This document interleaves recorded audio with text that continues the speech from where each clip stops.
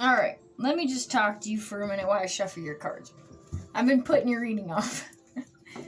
I have been putting your reading off, Sagittarius, because,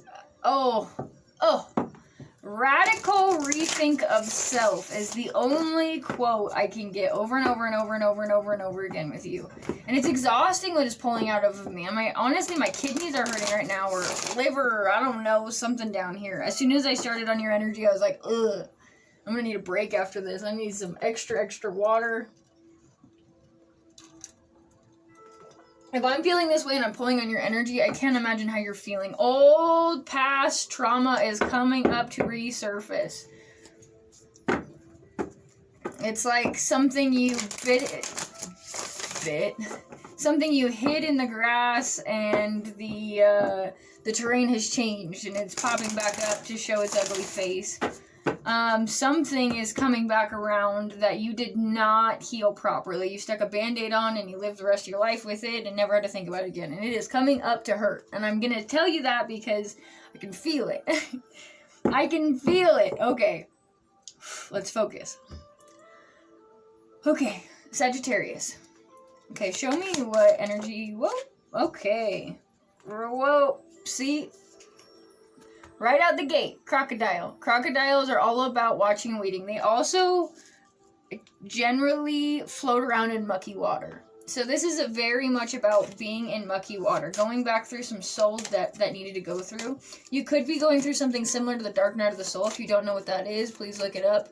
I don't have enough time in the video to really go into that, but Dark Night of the Soul is something you're going to want to look up. If you've already gone through it, then it's an ascension that you're going to be boosting up into. Show me for... Ooh. Wow, that one flipped out pretty cool.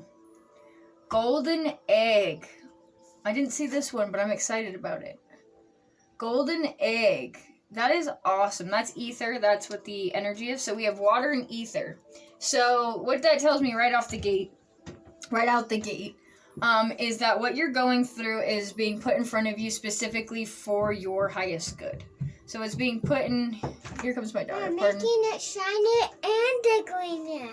Okay, thank you. I'm doing this. Because I'm making it shiny for it. Okay.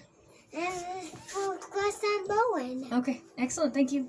All right, baby, I'm doing work right now. Okay, bye. All right.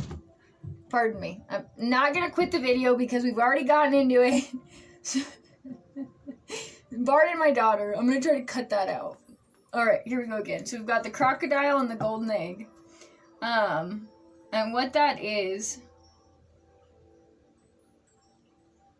What did she... She came in and said, making it shiny for you. I'm making it shiny. That might come in handy remembering that. Shiny. Okay. So the crocodile and the golden egg. So the golden egg talks about how there is something to come out of being hatched. So right now you're being hatched into a different perspective.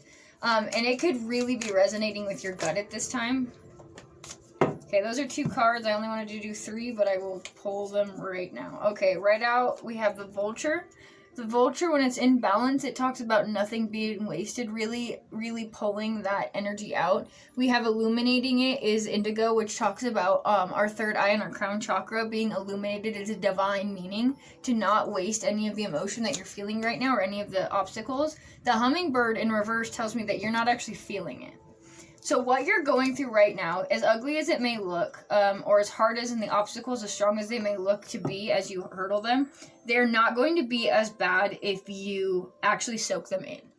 So that's telling me that the obstacles that you're going through are specific for your highest good. Now, these are all black. There's a few different spotches of light, which could be that your kundalini is rising, your chakras are awakening in specific atmosphere, but I want to be highlighted on the yellow. Yellow is extreme right now. I'm noticing the pattern and the trend.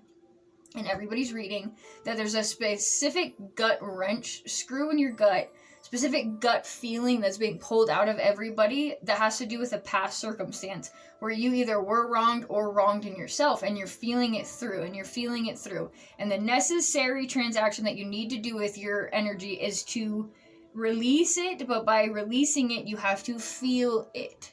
by suppressing it. Suppression eventually snaps with enough wear and tear. When you feel feelings, they release naturally. You don't have to force them to relax. But that also means that whatever you're feeling, you don't need to act upon it either. Either. You know what I mean? You don't need to act upon it at this time. What you need to do is you need to sit in the muck and let yourself hatch. Let yourself hatch. Marinate in it. Take the lessons and don't waste anything. Like roadkill on the side of the road for a vulture. You don't waste any of it. You sit there as long as you need to feel it out. Hummingbird in reverse is telling me that you're ignoring the now and the present. You're trying to anyway. It's going to keep poking you. The hummingbird specifically, when it's in balance, talks about taking each moment precisely as the moment is and really nurturing it. But what you're doing with it in reverse, the balance is the opposite of that. Specifically for hummingbird, it talks about how you're just going through the emotions and you're not actually internalizing it as you necessarily need to. All right, let me see for your advice. Show me for Sagittarius advice. And you know what's so fitting too is that my daughter's been so good about not coming in. But I told you guys you have like a chaotic reading just within yourself. And of course she bombards in and right as the reading. I mean, that's just, like, I don't believe in coincidences. So chaos is among you at this time. But it looks to me like the most strife of it is internally. But I could be wrong. We're about to find out. Okay. Please show me for Sagittarius. What kind of advice does Sagittarius need at this time? Whoa, way too many. Whoa. The most potent ones. Please get straight to the point. Thank you.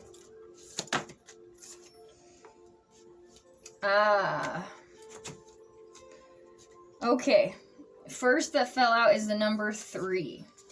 It's the coyote. It's a detour. So that's telling me that you have suppressed this for so long already that Spirit's putting you on a detour so that you can regurgitate what you didn't get all the nutrition out of. So you're going to regurgitate and take it back down for the things that the things that you are suppressing, that hummingbird that you're not taking the moments in. Coyote's coming back around to bring you back in a full circle. Oh, holy cow. You guys are crazy. Oh, man. Okay. I love my job. I love my hobby. Whatever this is. I love this. Okay. So then again, truth transcends illusion is the dragonfly. So if you ever see a dragonfly, then you gotta know that, one, you're not focusing on what is.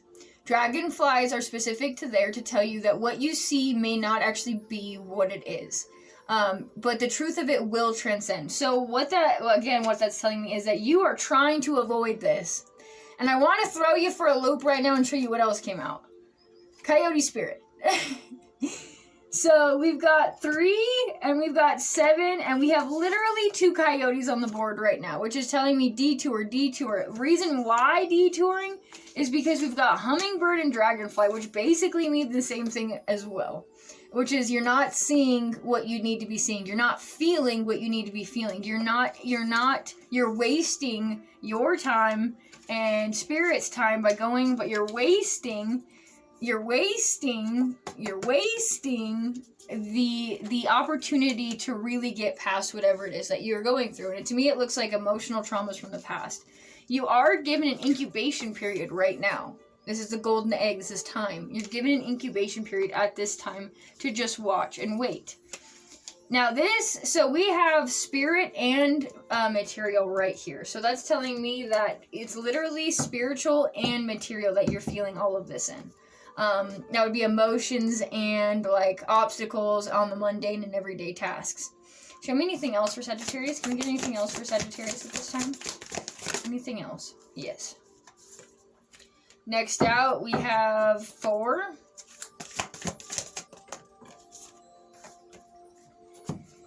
Okay.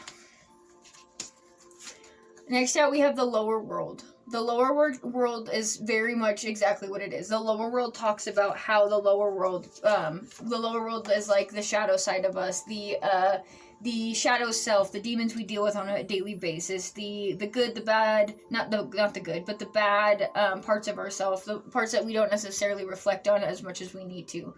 And it's coming out upright, which means that you are in the middle of feeling it. The Holy Mountain in reverse talks about how you are literally walking up this mountain, and it is like the steepest mountain you've ever been through. It is extremely, and this is soul. All this is soul right here. So we've got we've got 4 soul cards and 2 material cards. So generally you're hurting on the inside. The Holy Mountain is, when you get there, you'll get that chance to praise the Holy Mountain. You'll get that chance to celebrate your religion, celebrate the spirit, celebrate any part of that. But you haven't even gotten to the top yet. You're literally just beginning in it. And that's probably because the top part's how you haven't been really soaking it up. You haven't really, I'm covering it.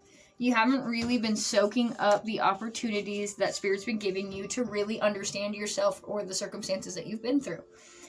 And in reverse, we have the White Raven, which means you are not trusting in circumstances, obstacles, divination, spirit, intuition. It means that you are doing the complete opposite. You are choosing to call it a coincidence rather than see the sign in it. You are ignoring the fact that your gut is going off consistently about a specific. You are completely, I would say that you're acting human in the sense of trying to control circumstances rather than just walking freely through life as it comes. You're fighting the river. I don't know how many times I need to say this. I'm getting frustrated because I can feel you on the other side. Like, how many times does this woman need to repeat herself? But I feel like I need to repeat myself. I feel like you are literally fighting. And it could be all ego-based. I mean, but nonetheless, it is something from the past that it's very clear to me that you are holding it on yourself. You don't want to go through it because it's on you. What you did in some circumstance. I could be wrong. It could be another person, but it feels to me very prevalent like it's you. I mean, we have a lot of 7s here on the boards and 5s, which is chaos, inner conflict, and outer conflict. So just keep that in mind. I'm going to give you guys one more card of advice, and I will give you guys a longer reading soon, but this is just going to be touching, so you can kind of get an idea what you're going through. But overall, you're being put on detours right now to ultimately bring you back to exactly what you've been trying to avoid. So, you know. Alright, please show me any advice for Sagittarius at this time, for this energy. This is Aries full moon shift that we're going to be going through. Please show me for Sagittarius.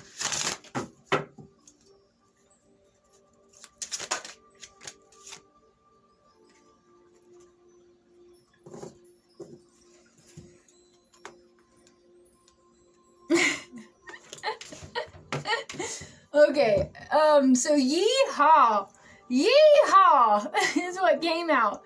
The thing about it is I can read this quote to you, but I can tell you what my intuition got right away. So I ride horses. I've been around, like, you know, cowboy culture, the cowboy lifestyle quite a while.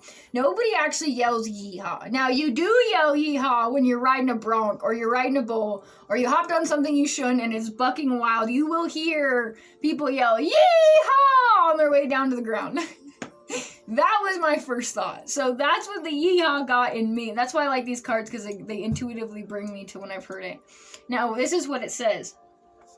When it comes to choosing who will be in your life, I recommend you valuing their yeehaw quality above all others.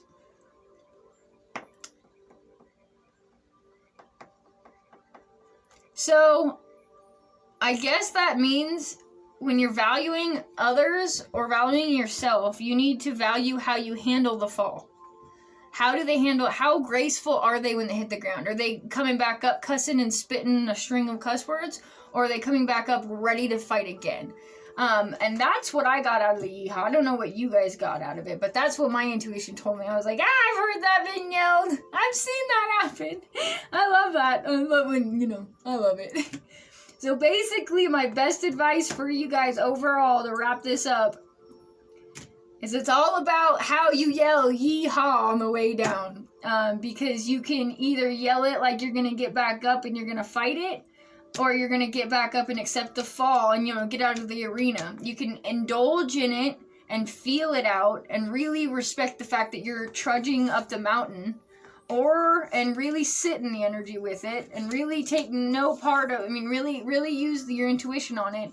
Or you can just keep on seeing the coyote detour you, circle and circle and circle and circle. And it's a lesson that you're going to have to learn eventually. This is not, it says in it, trust in divine detours. I didn't read that to you guys, but trust in divine detours.